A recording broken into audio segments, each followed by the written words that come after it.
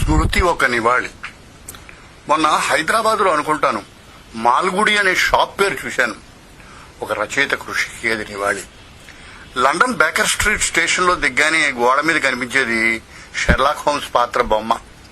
రచయిత Arthur Conan డాయిల్ తన నవల్లో సృష్టించిన Sherlock Holmes address 221 B Baker Street అని చెప్పారు. వాస్తవానికి అది అతని నివాసం కాదు, కానీ ఇప్పుడు అది స్మృతి చిహ్నం. నేను వెతుక్కుంటూ వెళ్లాను. షెర్లాక్ హోమ్స్ కు సంబంధించిన పుస్తకాలు, వస్తువులతో అది ఒక స్మారక మందిరం అయింది. జర్మనీలో కొలోన్ అనే ఊర్లో చిన్న సందులో ఉన్న ఓ చిన్న ఇంటికి వెళ్లాను. అది ప్రపంచ ప్రఖ్యాత సంగీత దర్శకుడు బీథోవెన్ ఇల్లు. ఆయన గది, వస్తువులు, ప్రపంచ ప్రసిద్ధమైన 12వ సింఫనీ రచించిన పియానో అన్నీ ఉన్నాయి. ఆయన ఫోటోలు ఉన్నాయి. నిద్రించిన మంచం ఉంది. చూసి ఆయన సమక్షంలోనే ఉన్నట్టు పులకించాను. వీధి దాటి వచ్చాక చిన్న పార్కులో పోక చెట్టు కింద పియానోని పెట్టుకుని పిల్లలు పెట్టిన కోటుతో ఓ పేద కళాకారుడు బీథోవెన్ సంగీతాన్ని వాయిస్తున్నాడు. పేదరికం ఇంత హుందాగా, ఇంత సంపన్నంగా, ఇంత ఉదాత్తంగా ఉంటుందా అనిపించింది. ఇంగ్లాండ్ లో స్టాట్ఫర్డ్ లో దాదాపు 445 సంవత్సరాల నాటి షేక్స్పియర్ ఇల్లుంది. శతాబ్దాలు గడిచినా ఆ వస్తువులు చెడిపోకుండా శాస్త్రీయంగా ప్రాసెస్ చేసి ఉంచారు. ఆ ఇంట్లో నడుస్తున్నంతసేపు ఒళ్ళు పులకించింది. ఎన్ని జ్ఞాపకాలు, ఎన్ని పాత్రలు! Hamlet, King Lear, Henry V, Othello, Cleopatra, Shylock, Ophelia, ఎన్నో ఎన్నో.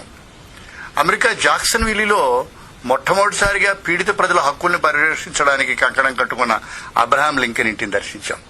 అలాగే కెంట్లో చార్లెస్ డికెన్స్ ఇల్లు.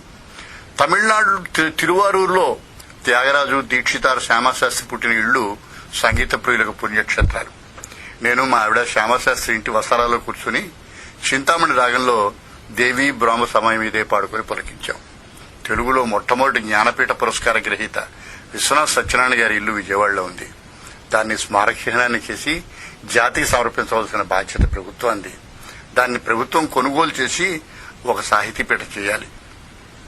తెలుగువాడికి పక్కవాడి గొప్పతనాన్ని చూసి గర్వపడడం తెలియదు. ప్రతి తెలుగువాడు ఒక ద్వీపం అంటాను. మన సంస్కృతిని, మన గతం ప్రతిఫలిస్తుంది. మన సంస్కారాన్ని వర్తమానం నిర్ణయిస్తుంది. మన భవిష్యత్తును మన దూరదృష్టి నిర్దేశిస్తుంది. ఆనాడు సాహితీ ప్రియులు మండలి బుద్ధప్రసాద్ గారి కృషి ఫలితంగా విజయనగరంలో గురజాడ స్మారక భవనం వెలిసింది.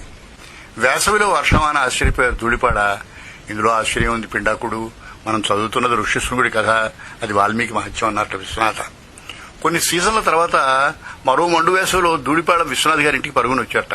అయ్యా చూశారా వర్షం పడుతోంది అన్నట్టు శ్రీరామూర్తి గారు. అయితే ఏమిటట అన్నారు విశ్వనాథ. మీ కల్పవృక్షానికి ఆ మహత్యం ఉందండి.